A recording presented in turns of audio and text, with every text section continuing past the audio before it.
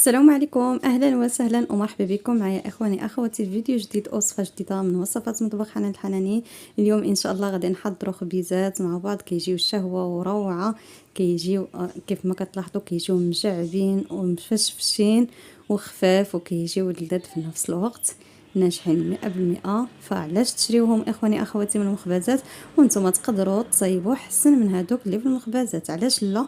يعني ساهلين وبساطين، وفي الاخر يعني النتيجه ديالهم كتجي روعه ما شاء الله.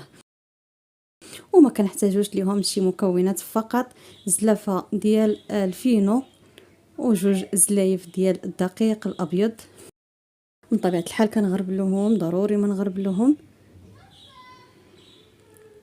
صافي هنا من بعد ما غربلت الدقيق غادي ندير واحد الحفيره في الوسط، وغادي نضيف الملح كيبقى على حسب الذوق ديال كل شخص. انا ضفت هنا معلقه صغيره، وغادي نزيد واحد ربع ملعقه. وهنا غادي نضيف معلقه كبيره ديال سكر سنيده، ممكن تعوضوه بمعلقه العسل، ومعلقه كبيره يعني خميره فوريه او خميره حبيبات، جوج معالق زيت الزيتون. صراحه هاد زيت الزيتون كيعطي واحد الطراوه رائعه لهاد الخبيزات. وهنا غادي نجمع العجين ديالي بالماء يكون سخون، يعني ماشي سخون تيحرق، ولكن يكون دافي على حسب درجه الحراره.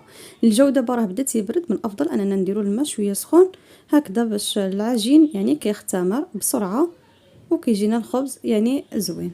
هنا كيف ما لاحظتوا كنضيف الماء تدريجيا وانا نجمع العجين، يعني حتى كنحصل على واحد العجين اللي تيكون مجموع القوام ديالو، يعني ما خفيف ما قاصح. كيف ما لاحظتوا كنبدا ندلك العجين ديالي،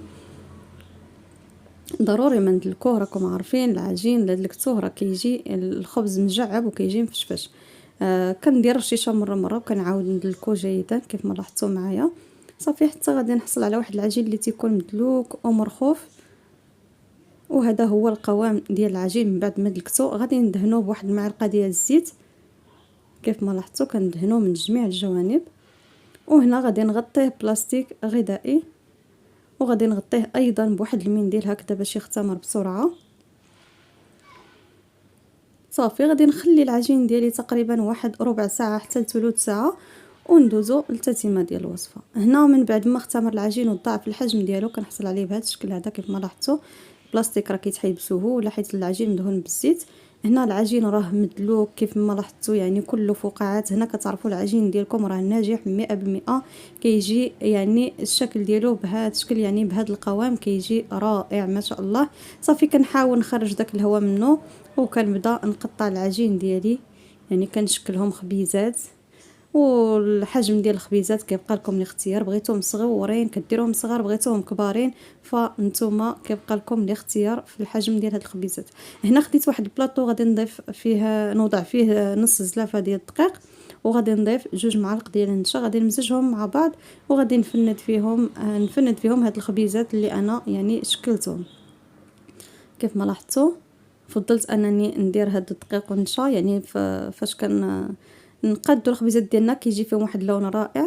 هنا غادي نشكل الخبيزات ديالي كاملين، ومن الافضل انهم يكونوا مقادين يعني متساويين في الحجم. هذا هو عدد الخبيزات اللي حصلت عليه.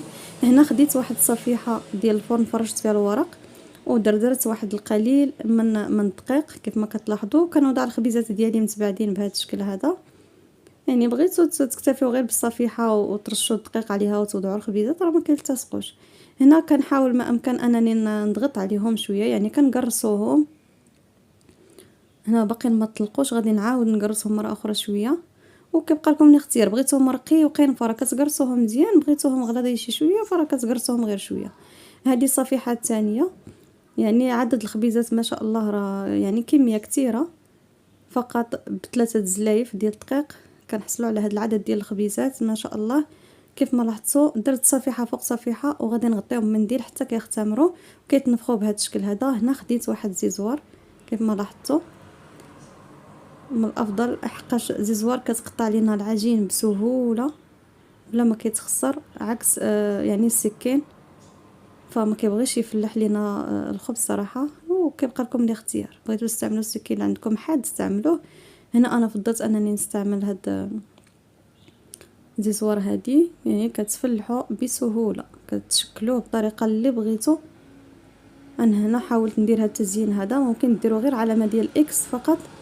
وهذه الصفيحه الثانيه حاولت نشكلها بهذا الشكل هذا، صراحه كندير هاد العريش هكا، وكان يعني نفلح هاد الخبيزه على شكل هلال، كيجي صراحه في المنظر رائع. وكيبقى لكم الاختيار في التزيين ديال هاد الخبيزات. صافي هنا من بعد ما يعني شكلتهم كاملين، صافي غادي نشعل الفرن دابا حتى كيسخن مزيان، عاد كندخلو الخبيزات ديالنا يطيبوا. كتشعلوا الفرن من الفوق ومن التحت حتى كيتحمروا بهذا الشكل هذا، وتنخرجوهم. هذه النتيجه ديالهم، صراحه كيجيو محمرين وكيجيو غزالين. كيجي هذاك يعني دوك الزواق اللي درنا فيهم كيجي باين، صراحه كيجي خبيزات يعني شهوه وروعه، كيجيو ما شاء الله. غير جربوهم واكيد اكيد غادي ينالوا الاعجاب ديالكم. ف يعني كانت هذه هي النتيجه ديال الخبيزات، وهذا هو الشكل النهائي ديالهم. فغادي نقسم معكم خبيزه باش تشوفوا الشكل ديالها من الداخل.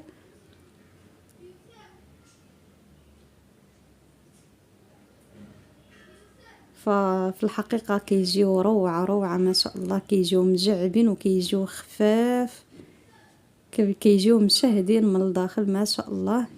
فكنتمنى تجربوهم، وكنتمنى ينالوا الاعجاب ديالكم. فلا عجبكم هاد الخبيزات اخواني اخواتي، حاولوا تبارطاجيو هاد الفيديو مع الاهل والاحباب والاصدقاء باش تعمل فائده.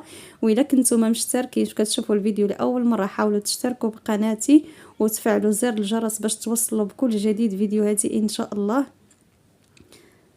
وما تنساونيش اخواني اخواتي من اللايكات ديالكم والتعليقات الزوينه بحالكم. حتى لهنا غادي نودعكم، نقول لكم السلام عليكم، الى فيديو قادم مع وصفه جديده ان شاء الله. دمتم في رعايه الله وحفظه.